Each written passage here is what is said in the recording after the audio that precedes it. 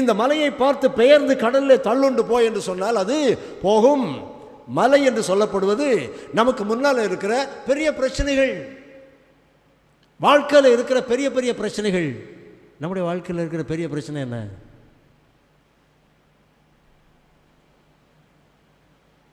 நீங்கள் இப்படி தான் சார் எப்போ பார்த்தாலும் எடக்கு மடக்கா கேள்வி கேட்பீங்க. நம்முடைய வாழ்க்கையில் இருக்கிற பெரிய பிரச்சனை என்ன?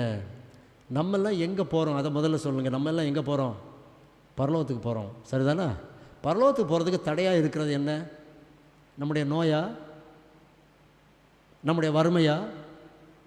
பரலோகத்துக்கு போகிறதுக்கு எது தடை? பாவம். பிரச்சனையில் பெரிய பிரச்சனை எது?